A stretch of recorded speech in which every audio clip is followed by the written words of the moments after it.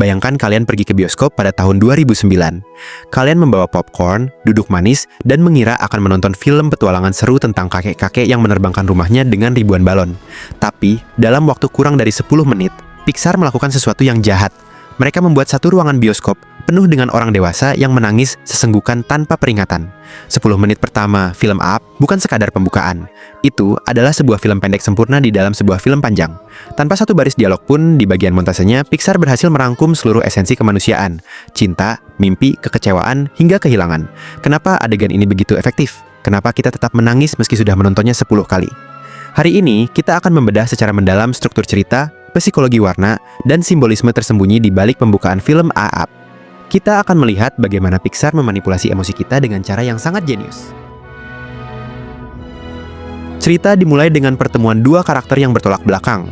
Carl Fredricksen adalah anak yang sangat pemalu, pendiam, dan pengikut. Sebaliknya, Ellie adalah manifestasi dari energi murni. Dia keras, berisik, dan seorang pemimpin. Disinilah struktur naskah Pixar mulai bekerja. Mereka memberikan buku petualangan sebagai simbol penggerak plot. Bagi Ellie, petualangan adalah tentang pergi ke Paradise Falls. Bagi Carl, Ellie adalah petualangan itu sendiri. Perhatikan bagaimana rumah tua tempat mereka bertemu menjadi pusat dari seluruh emosi film ini. Rumah itu bukan cuma bangunan, itu adalah saksi bisu tumbuh kembang mereka.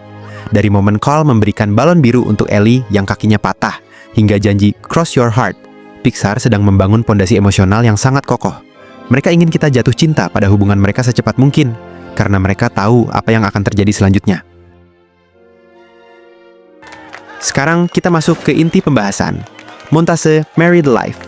Ini adalah bagian yang paling banyak dibicarakan oleh para kritikus film dunia. Mengapa bagian ini jenius? Karena Pixar menggunakan teknik visual storytelling murni. 1. Kekuatan tanpa dialog. Sutradara Peter Docter memutuskan untuk menghilangkan dialog di bagian ini. Mengapa? Karena kata-kata seringkali membatasi universalitas emosi.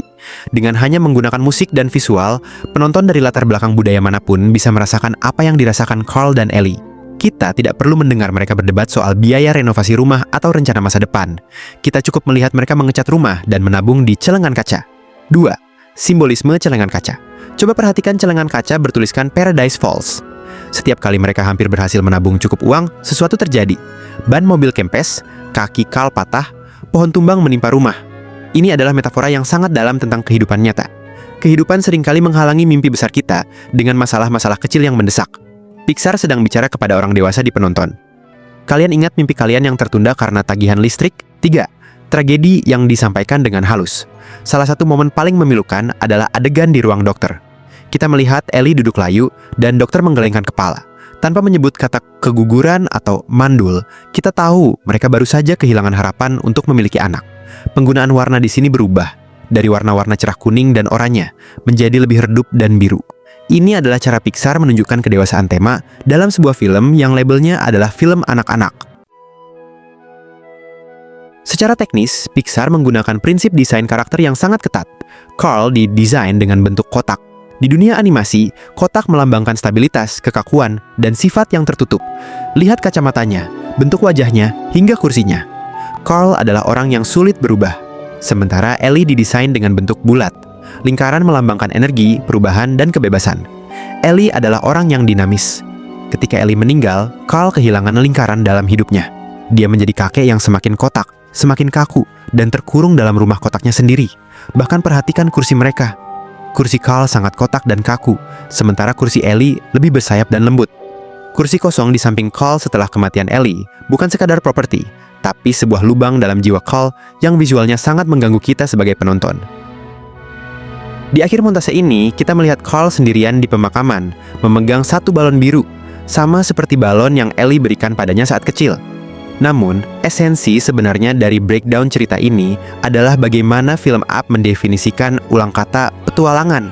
Sepanjang film, Carl merasa dia gagal sebagai suami karena tidak pernah membawa Ellie ke Paradise Falls. Dia merasa hidup mereka biasa-biasa saja. Tapi di babak ketiga film, Carl baru menyadari kebenaran yang pahit sekaligus indah. Ellie menganggap pernikahan mereka adalah petualangan terbesarnya. Pesan Ellie di halaman terakhir bukunya, "Thanks for the adventure, now go have a new one," adalah kunci dari seluruh film ini. Pixar ingin memberitahu kita bahwa petualangan bukan soal terbang ke Amerika Selatan atau melihat air terjun raksasa. Petualangan adalah tentang siapa yang ada di sampingmu saat kalian sedang menabung di celengan kaca, mengecat pagar rumah, atau sekadar membaca buku di sore hari. Itulah alasan mengapa 10 menit pertama film Aap sangat legendaris. Ia bukan cuma pembuka cerita, tapi sebuah pengingat bagi kita semua untuk menghargai momen-momen kecil dalam hidup. Pixar berhasil membuktikan bahwa animasi bukan cuma buat anak-anak, tapi media yang sangat kuat untuk menceritakan realitas hidup yang paling jujur. Kalau kalian disuruh milih, adegan mana yang paling bikin kalian nangis di film Aap? Apakah adegan di kantor dokter? Atau saat Carl menemukan pesan terakhir Ellie? Tulis pendapat kalian di kolom komentar. Jangan lupa klik like kalau kalian juga butuh tisu waktu nonton film ini pertama kali. Saya ZDN Depth Movies. Sampai jumpa di breakdown film selanjutnya.